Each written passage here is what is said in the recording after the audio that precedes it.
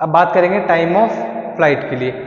जब हम time of flight की बात करते हैं, जब हम बात करते हैं टाइम ऑफ फ्लाइट की, दैट मीन्स हम बात कर रहे हैं किसकी, सॉरी, हाँ, जब हम बात करें टाइम ऑफ फ्लाइट की तो हम देखेंगे कि यहाँ पे हमारे पास दो टाइम पीरियड्स हैं, small T and small T. इस चीज को हम कैसे समझ सकते हैं बच्चों, ये देखो, जब मैं किसी भी बॉल को ऊपर की तरफ फेंकता हूँ किसी वेलोसिटी u के साथ, तो वो धीरे धीरे ऊपर जाती है और ऊपर जाके एक ऐसा टाइम आता है जब उसकी वेलोसिटी कितनी हो जाती है, 0 हो जाए। जब ऑब्जेक्ट ऊपर जा रहा होता है और उसको जाने में जो टाइम लगता है उसे बोलते हैं टाइम ऑफ एसेंट। क्या बोलते हैं, टाइम ऑफ एसेंट बोलते हैं। और जब वो बॉल वापस यहां से यहां तक आती है, इसे कहा जाता है टाइम ऑफ डिसेंट। क्या कहा जाता है, time of descent. Time of ascent का मतलब बॉल को ऊपर जाने तक लगा हुआ टाइम और ये नीचे आने में। और फिजिक्स के सारे लॉज को यूज करते हुए हमने इस चीज को प्रूव कर दिया कि ये दोनों आपस में क्या होते हैं, इक्वल होते हैं। अब इसी कॉन्सेप्ट को हम पैराबोला में लगाते हैं कि यहाँ पे जाके जो वेलोसिटी है उसकी वाई डायरेक्शन में वो 0 हो जाती है। हमें पता है कि ये सिर्फ अप डायरेक्शन के, अगर उसकी एक्स डायरेक्शन में अपन 0 कर देते तो यहाँ पे हम vx 0 लिखते हैं। अगर vx 0 हो जाती तो फिर आगे जा ही नहीं पाती वो। लेकिन यहाँ पे क्या होता है कि vy यहाँ पे जाके 0 होती है, फिर धीरे धीरे बढ़ती है। ठीक है, तो इसको बोलेंगे टाइम ऑफ एसेंट, इसको बोलेंगे टाइम ऑफ डिसेंट।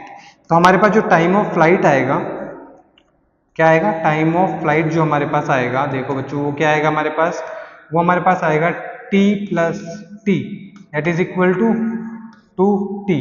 हम क्या करते हैं, यूज करके कौन सी इक्वेशन करेंगे, मैंने बताया था कि v y is equal to u y plus का ए वाई इंटू टी।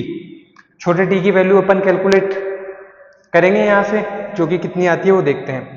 ये अगर हमारे पास टी आ गई तो उसको हम ट्वाइस करके टोटल टाइम ऑफ फ्लाइट निकाल लेंगे। वी वाई की वैल्यू हमारे पास 0, यू वाई की वैल्यू हमारे पास यू साइन थीटा, बिल्कुल है, कितनी है, यू साइन थीटा। ये मैंने थीटा एंगल से फेंका है, ये कितनी है, you cos theta, you sine theta. यहां से लेके यहां तक जी की वैल्यू माइनस जी आएगी और यहां से लेके यहां तक प्लस जी। अब बच्चों ये बच्चों को कंफ्यूजन रहता है कि यहां से लेके यहां तक जी की वैल्यू माइनस में क्यों आई है और यहां से लेके यहां तक जी की वैल्यू प्लस में क्यों आई है। तो बच्चों देखो, यहाँ पे हमने कुछ इनिशियल वेलोसिटी u दी थी ना बच्चों, और ये यहाँ पे जाके 0 हो जाती है, यानी कि ग्रेविटी स्पीड को कम कर रही है। मोशन तो जाना चाहती है लेकिन ग्रेविटी उस चीज के अपोजिट लग रही है, जिसकी वजह से साइन भी क्या लग जाता है, अपोजिट लग जाता है। बट इस कंडीशन में 0 से मैक्सिमम स्पीड आ रही है, यानी कि ग्रेविटी मोशन को सपोर्ट कर रही है, that ways we get the symbol of plus.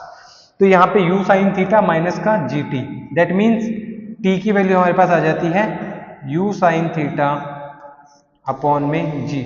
और मुझे अगर टाइम ऑफ फ्लाइट निकालना है, यानी कि अगर मुझे t निकालना है, that is equal to 2t and that is equal to 2u sine theta upon में g। ये हमारे पास आता है कि कोई भी ऑब्जेक्ट जो कि पैराबोलिक या ट्रायंगुलर प्रोजेक्टाइल में जाएगा तो उसे कितना टाइम वो हवा में रहेगा, उसका ये हमारे पास इक्वेशन आ जाती है। इसे ही हम बोलते हैं टाइम ऑफ फ्लाइट। तो बच्चों फटाफट इसको नोट कर लीजिए। बिल्कुल एक बार दोबारा से क्विक कैप रिवीजन देख लेते हैं, क्या अपन ने कौन सा चीज कहां से उठाई और क्या यूज करी।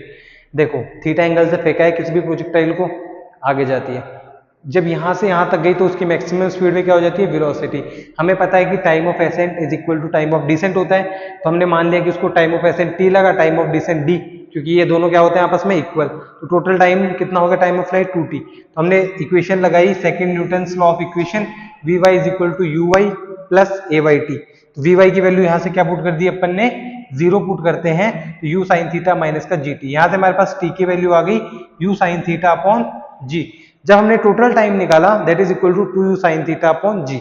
तो अपने टाइम ऑफ फ्लाइट आ चुका है। अगला टॉपिक जो अपना रहेगा वो अपन क्या निकालेंगे, अपन निकालेंगे हॉरिजॉन्टल रेंज।